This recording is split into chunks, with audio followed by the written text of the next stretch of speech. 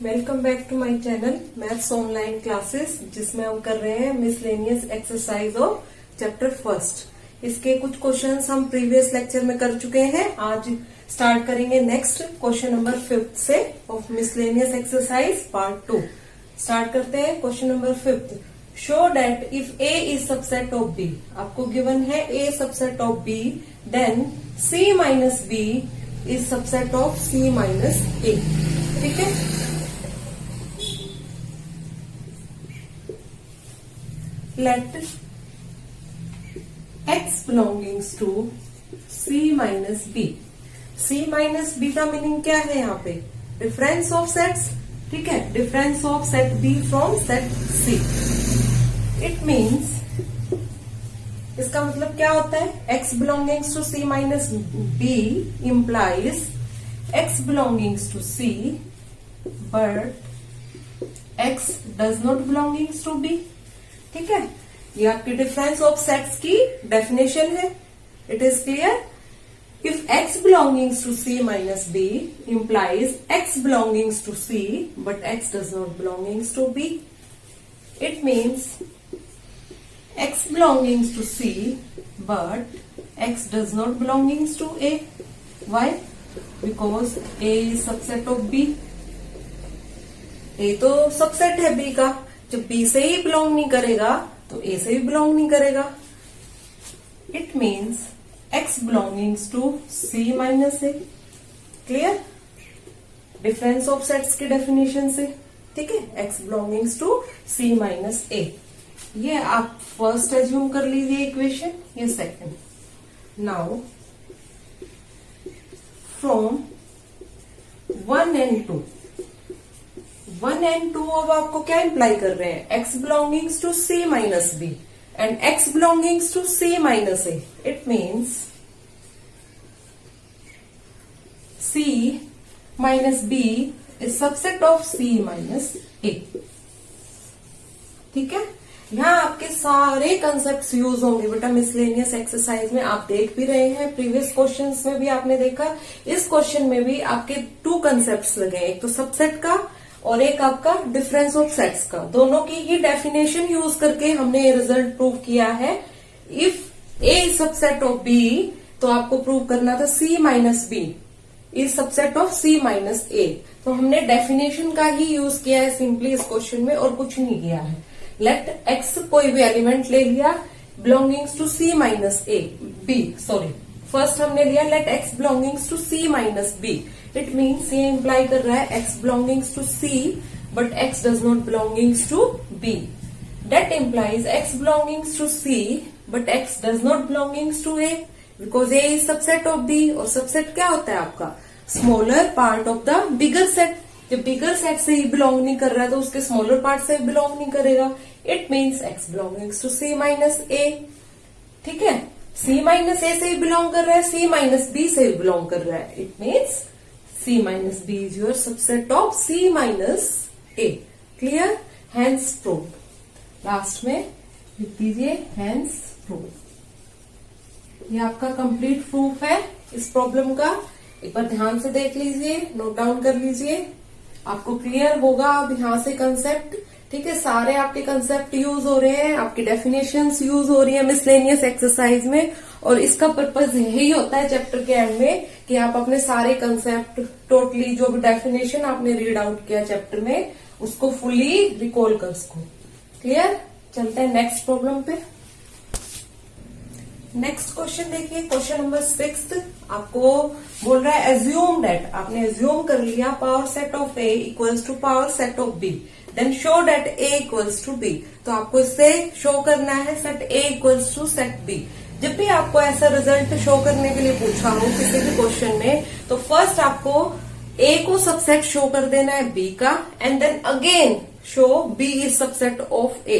If A is subset of B and B is subset of A, then it implies A equals to B, then both the sets are equal. Start करते हैं solution.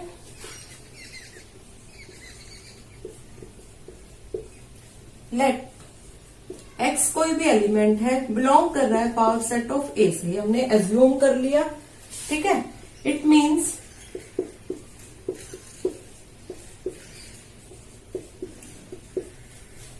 Clear? ये आपने कोई set बना दिया x element से, वो आपका पावर सेट से बिलोंग कर रहा है। And power set of A is equals to power set of B. तो यहां से क्या आ गया है?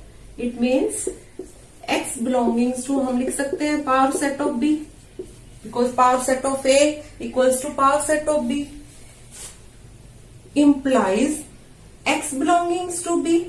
अगर उसके पावर सेट में है, पावर सेट क्या होता है? सेट ऑफ ऑल सबसेट्स, आपने रीड आउट किया हुआ है।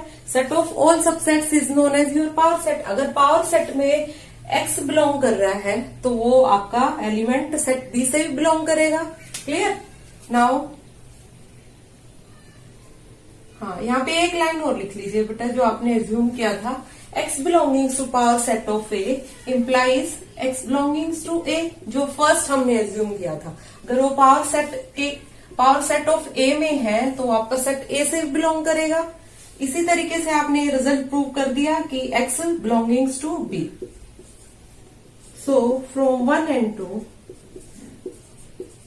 2 क्या इंप्लाई कर रहे हैं आपके?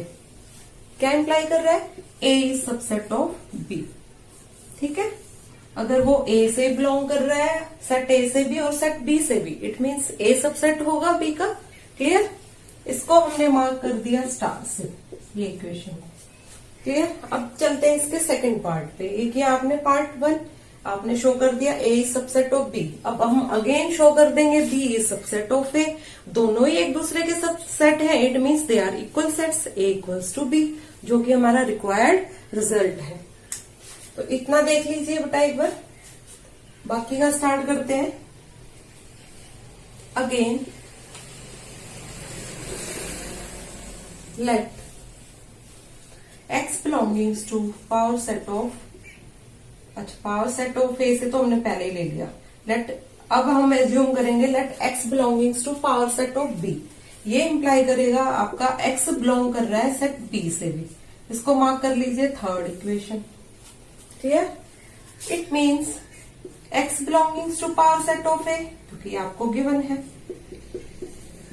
Power set of A equals to power set of B. Clear? That means X belongings to your set A. Clear? इसको मार्क कर दिया हमने 4। अब फ्रॉम 3 and 4 इक्वेशन क्या इंप्लाई करेंगे? अब आपका रिजल्ट 3 and 4 इंप्लाई करेंगे B is subset of A. इसको मार्क कर देंगे हम डबल स्टार से। ऊपर आपने शो किया A is subset of B, यहां आपका रिजल्ट आया B is subset of A.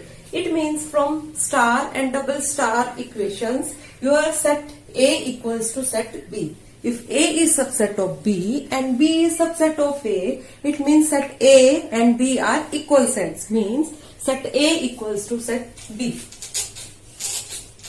Hence our result is proved. आपने रिजल्ट प्रूव कर दिया है।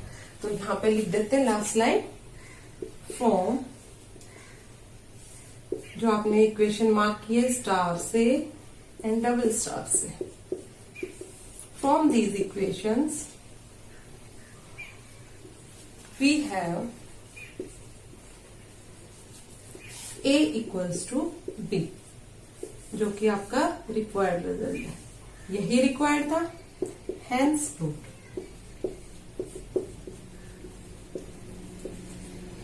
This is your complete solution of this problem. तो इस टाइप के क्वेश्चंस में पहले आप A को दिखाएंगे subset of B, then B is subset of A, then from these equations A and B equal, A and B आपके क्या हो जाएंगे? Equal sets.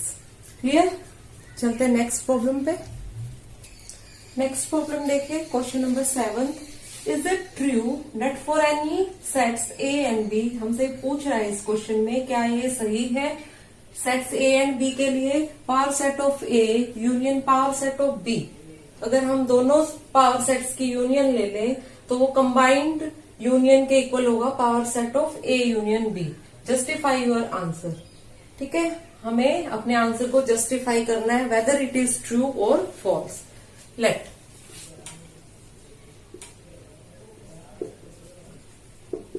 This statement is false, that PA union PB equals to PA union B। हमने बोला इसके solution में कि आपका ये स्टेटमेंट फॉल्स होगा कि power set of A union power set of B equals to power set of A union B। ठीक है, हम ये बोल रहे हैं कि ये स्टेटमेंट फॉल्स है। तो अब हमें अपना आंसर जस्टिफाई करना है। जस्टिफाई करेंगे with the help of example. For example, अब जस्टिफिकेशन दे रहे हैं हम इसका। Let A equals to 1 and B equals to 2। हमने सेट A को ले लिया 1 के इक्वल 1 है, ठीक है, और सेट B में ले लिया 2। ठीक है, ये इसके एलिमेंट्स है सेट A और B के। इट मीन्स आपका A यूनियन B कंबाइंड क्या हो जाएगा 1 2। अब पावर सेट क्या होता है? पावर सेट मीन्स की डेफिनेशन है कलेक्शन ऑफ ऑल सबसेट्स। और आपके टोटल नंबर ऑफ सबसेट्स आप कैसे निकालते थे? रिकॉल करिए, 2 की पावर n लेके, जहां पे n होता था आपका number of elements in your given set. तो इसके कितने सबसेट बनेंगे? 2 की पावर 2 मीन्स 4 सबसेट बनेंगे। इट मीन्स 5, एक तो 5 होता है आपका 5 सबसेट ऑफ एवरी सेट, एक आपका सेट इटसेल्फ होता है। तो 2 सबसेट्स तो यही बन गए आपके, टोटल 4 बनेंगे। एक सिंगलटन 1 बनाएगा और एक सिंगलटन 2 बनाएगा। तो ये इसका पावर सेट हो गया A यूनियन B का। अब power set of A union B निकाल लिया हमने, अब निकालेंगे पावर सेट ऑफ A। यहां से तो क्लियर है, एक ही एलिमेंट है तो 2 की पावर 1 2 ही आएंगे इसके पावर सेट में subsets, means 5 and 1 itself. Clear? ऐसे ही पावर सेट ऑफ B आपका क्या आ जाएगा 5 and the set itself।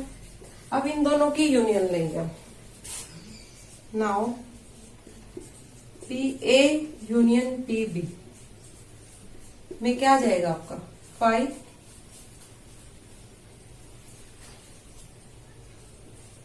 1 and 2, यही आएगा। Whether it is equals to power set of A union B, क्या ये आपका इक्वल आ रहा है उसके? नहीं आ रहा है। ठीक है, ये दोनों आपके इक्वल नहीं है। इट मीन्स हमने अपनी स्टेटमेंट जस्टिफाई कर दी कि these 2 results are not equal.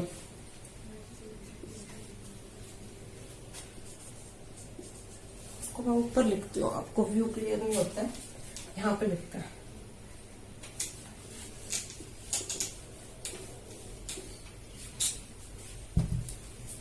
That is power set of A union power set of B is not equals to combined union of A and B of power set। ठीक है, hence justified। आपने अपना result यहाँ पे justify कर दिया है। ठीक है, पहले हमें क्वेश्चन की लैंग्वेज समझनी होती है। जो भी क्वेश्चन में गिवन है उसके लैंग्वेज को पढ़िए अच्छे से, उसको समझिए, देन अपना प्रूफ स्टार्ट करिए। तो इस क्वेश्चन में कुछ नहीं, आपसे ये पूछ रहा था whether this result is equal और नॉट। तो हमने बताया कि ये रिजल्ट इक्वल नहीं होता है, लेट्स क्लियर। ठीक है, देन उसको जस्टिफाई किया with the help of example कि this result is not equal. Clear? तो ये था इसका कंप्लीट सॉल्यूशन। चलते हैं नेक्स्ट प्रॉब्लम पे। नेक्स्ट क्वेश्चन देखिए, question number 8। Show that for any sets, हमें शो करना है for any 2 sets A and B, A equals to A intersection B union A minus B and A union B minus A is equals to A union B। तो start करते हैं solution.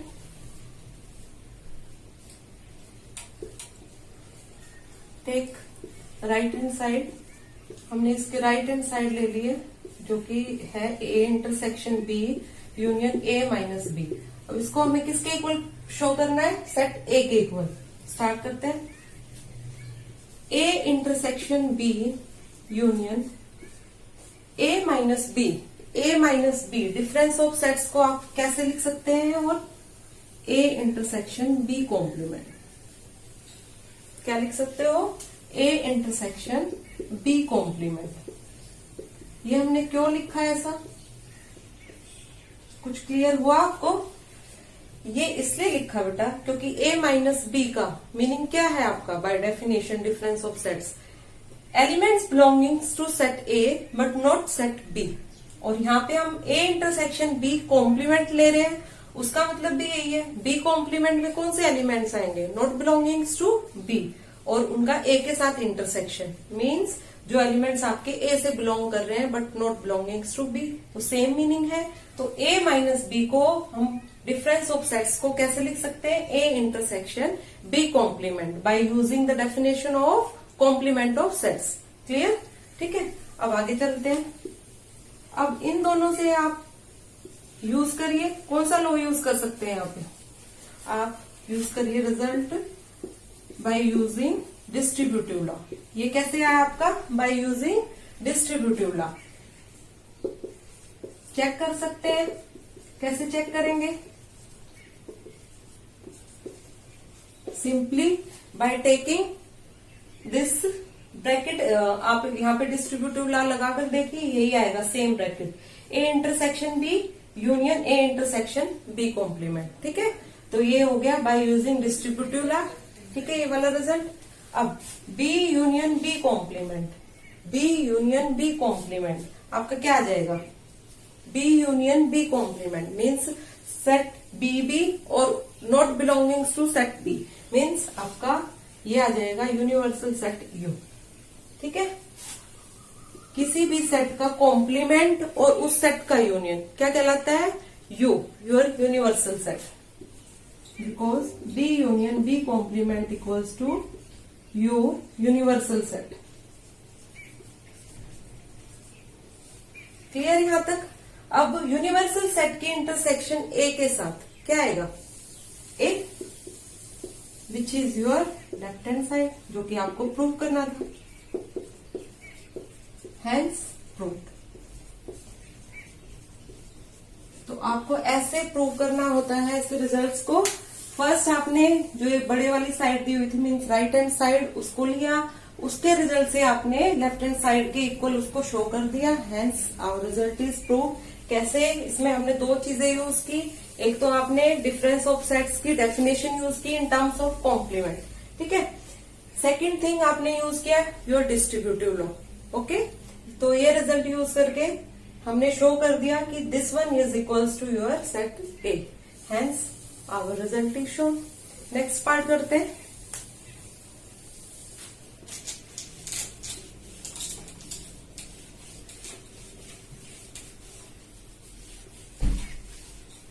Next ये बोल रहा है A union B minus A को हमें equals to show करना है ए यूनियन बी के। तो हम यहाँ पर लेफ्ट हैंड साइड लेके चलते हैं, इसको हम दिखा देंगे equals to your right hand side. Again using the definition of difference of sets, ये क्या हो जाएगा आपका? A union B intersection A complement. ठीक है, बी इंटरसेक्शन ए कॉम्प्लीमेंट, क्योंकि आपकी जो डेफिनेशन है डिफरेंस ऑफ सेट्स और कॉम्प्लीमेंट ऑफ सेट्स, उससे ये आपका क्लियर हो जाएगा। ये सेम ही थिंग है। ये कह रहा है elements belonging to set B but not set A. Difference of sets भी यही बोलता है आपका। तो इन टर्म्स ऑफ कॉम्प्लीमेंट हम लिख सकते हैं बी माइनस ए को बी इंटरसेक्शन ए कॉम्प्लीमेंट। ठीक है, देन यूजिंग डिस्ट्रीब्यूटिव लॉ। अब इसमें डिस्ट्रीब्यूटिव लॉ लगा दीजिए, A union B intersection A union A complement. क्या जाएगा आपके पास रिजल्ट यूजिंग डिस्ट्रीब्यूटिव लॉ। आपने कौन सा रिजल्ट यूज किया यहाँ? Again distributive law.